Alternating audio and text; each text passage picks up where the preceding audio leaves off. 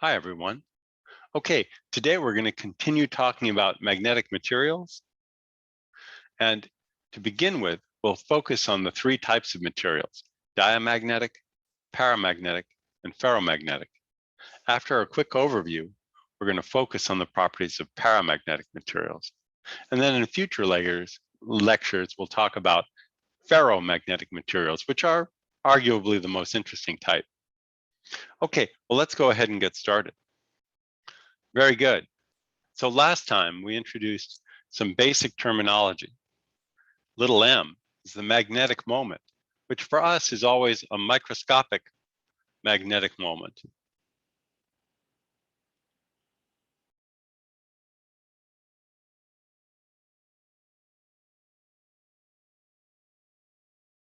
Due to an entity like an electron or an atom or a molecule. If I have a material full of these magnetic components, then the material might be magnetized, where the magnetization, capital M, is the net magnetic moment per unit volume.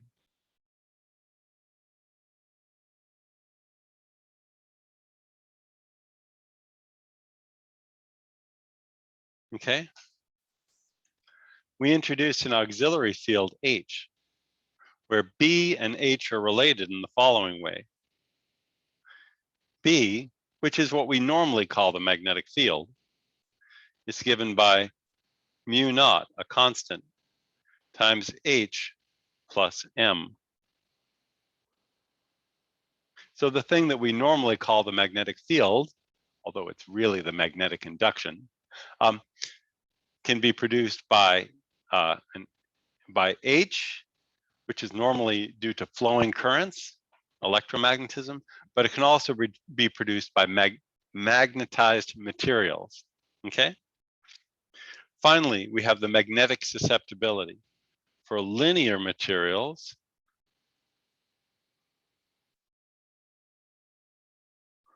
the magnetization is given by the magnetic susceptibility times H, okay? So this was our terminology. All right. Now, we'd like to talk about the three main types of magnetic materials.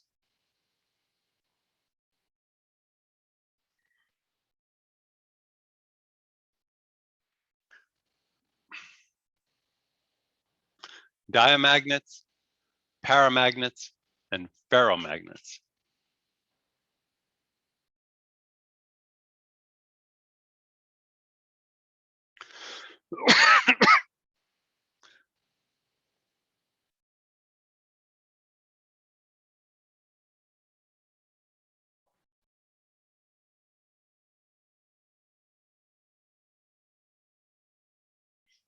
Okay? Diamagnetic materials are magnetic materials where the linear susceptibility is a negative number. Paramagnetic materials have a positive susceptibility, and then ferromagnetic materials, we can't give a susceptibility at all because their magnetization is a nonlinear function of the applied field. Okay, normally very, very sensitive to applied field. Well, let's go over these one at a time. So we'll start with diamagnetic materials. Excuse me?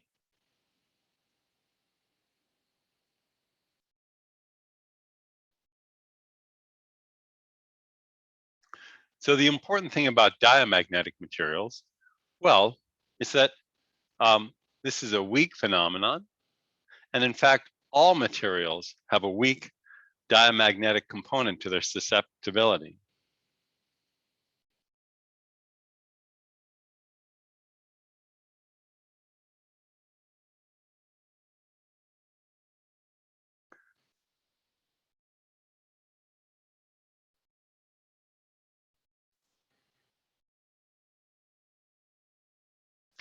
So if they're not paramagnetic or ferromagnetic, then they'll be diamagnetic. On the other hand, diamagnetism is a weak phenomenon, so that the typical diamagnetic susceptibility of a material might be of the order of minus 10 to the minus 6. Note that diamagnetic susceptibility has no units, it's a pure number. A heroic diamagnetic material, bismuth, has a susceptibility, a giant diamagnetic susceptibility of minus 2.8 times 10 to the minus 4. Because diamagnetism is so weak, we're actually not going to say any more about it. There is a classical description of what's going on, but to be treated adequately is a quantum calculation. You have to calculate how a non-magnetic atom responds to a magnetic field. And what you find is that the atomic orbitals are slightly perturbed in a way that tends to cancel the applied magnetic field very slightly. But for all purposes, in this course, diamagnetic materials are just non-magnetic. Finally, as we said last time, diamagnetic materials, because they have a negative magnetic susceptibility, are repelled from regions of strong magnetic field. Here's a flake of bismuth being repelled by a set of strong neodymium magnets. Here it is, floating in midair, repelled by those magnets. Okay, let's pause for a moment. Okay, so that summarizes diamagnetic materials. The next type we want to introduce are paramagnetic materials.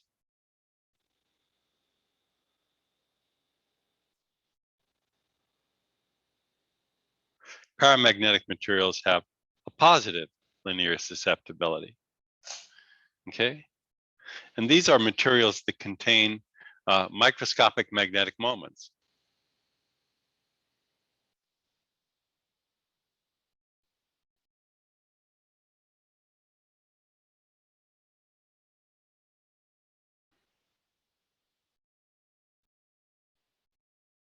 In other words, the atoms or molecules, or sometimes free electrons, that make up a paramagnetic material carry magnetic moments. And these magnetic moments can align in a magnetic field, partially. So typically, we can think of our material as being composed of, say, atoms.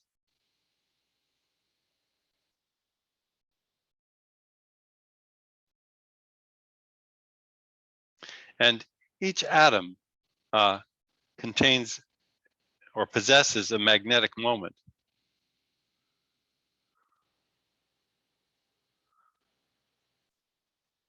In the absence of a magnetic field of any kind, the magnetic moments will be randomly oriented, which is what I'm trying to draw here.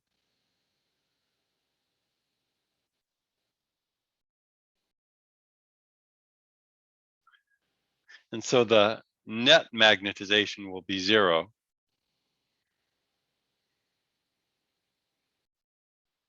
Okay? But if we add an external field,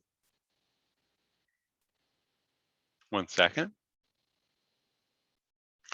like so, then the magnetic fields will partially align.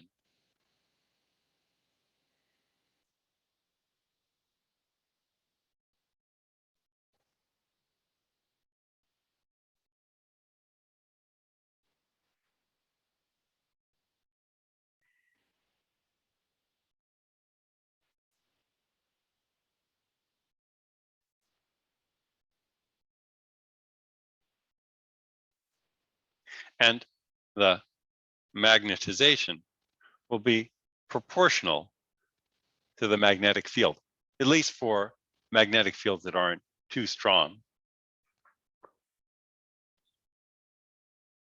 Paramagnetism is also a relatively weak phenomenon, usual.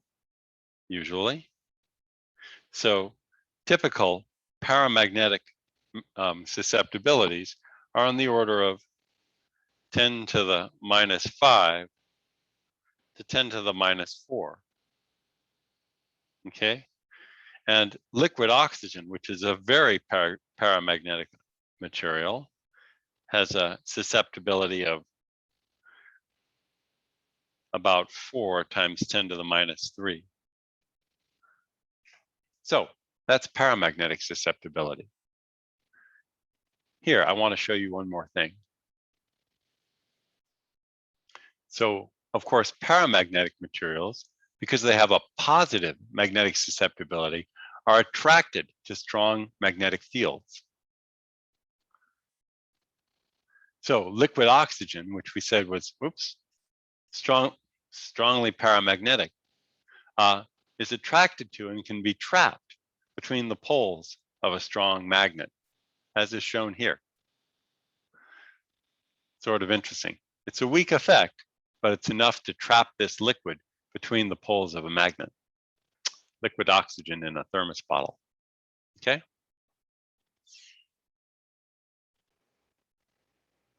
So paramagnetic materials are attracted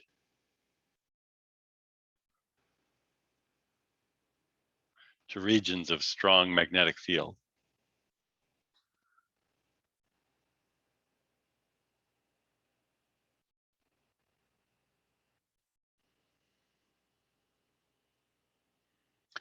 Okay, the last type are ferromagnets. So let's take a look at these.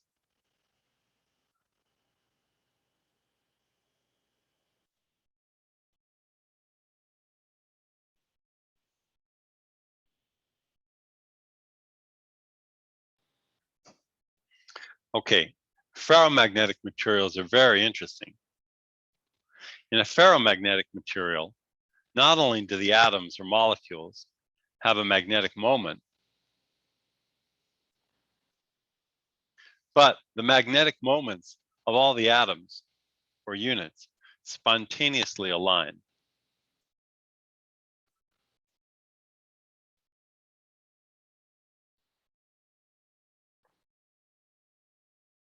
Even in the absence of an external field,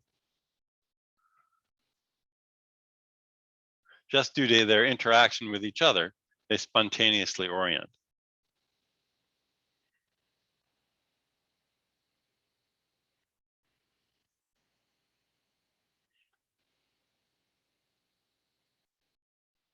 So the microscopic moments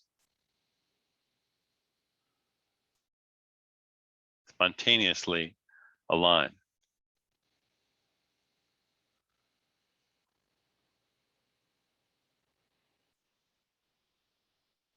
And this means that the magnetization can be non-zero even if H is 0, even if there's no external field. As you can see, that means that these are non-linear. Clearly, M is not proportional to H. So we can't normally speak of a magnetic susceptibility for a ferromagnet.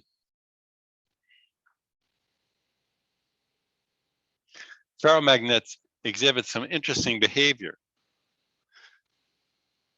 For macroscopic samples,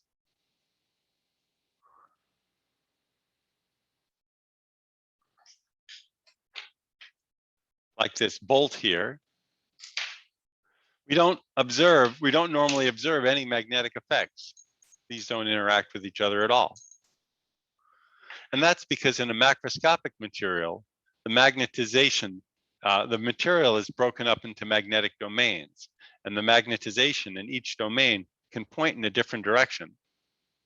And typically, they align themselves so that the total magnetization goes to 0.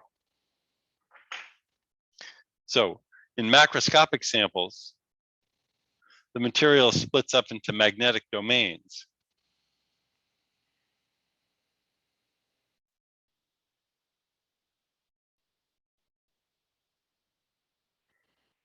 which, as I just said, align themselves so that the total magnetization is 0. Here, I'll illustrate this with a sketch. Suppose that's our piece of material here. What we've said is that it's going to tend to break up into magnetic domains. In each magnetic domain, the material will spontaneously magnetize.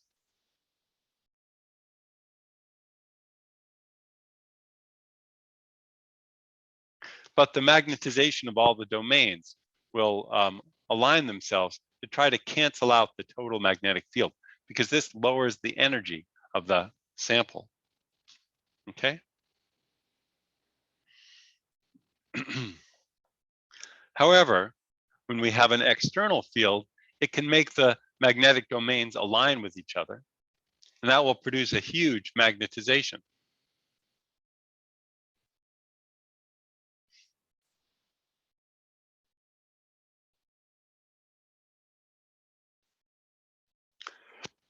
And thus a huge magnetic field. Okay? Ferromagnetic materials can be broken into two types. The first are soft magnetic materials. In soft magnetic materials, M vanishes, or the macroscopic average value of M vanishes when the external field is removed.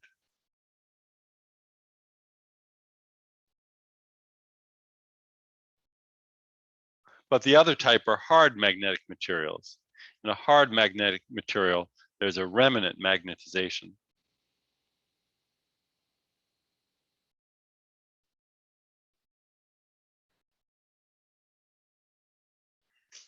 Okay?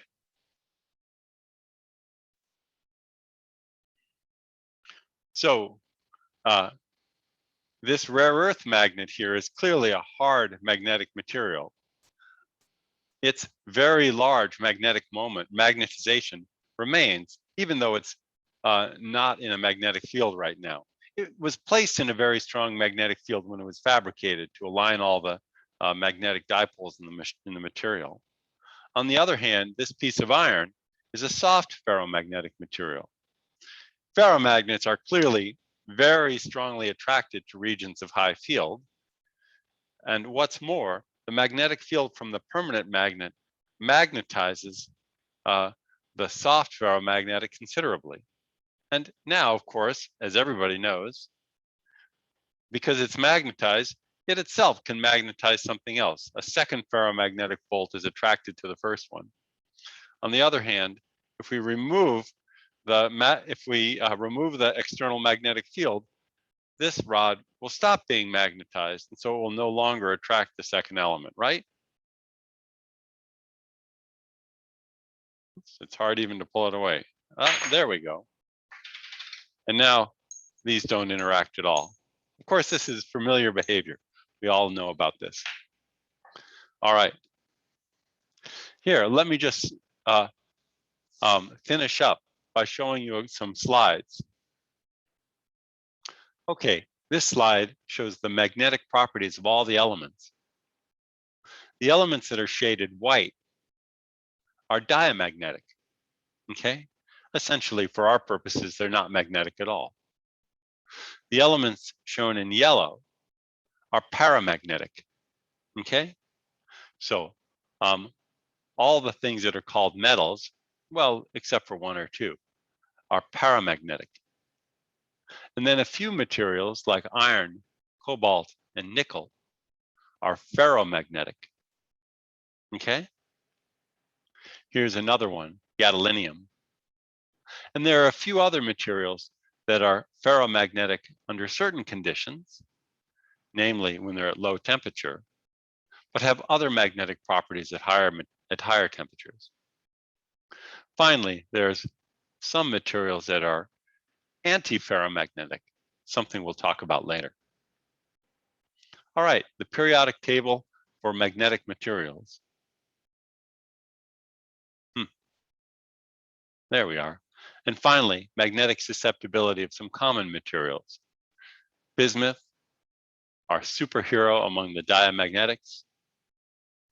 And in the paramagnetic materials, all of these, including oxygen, here liquid oxygen, sodium, aluminum, tungsten, and gadolinium, which has a ginormous, huge magnetic susceptibility. This turns out to be related to the fact that gadolinium is a ferromagnet at temperatures up to just about room temperature, and then is a paramagnet at higher temperatures. All right, we'll learn more about that, but we're going to wrap this discussion up now.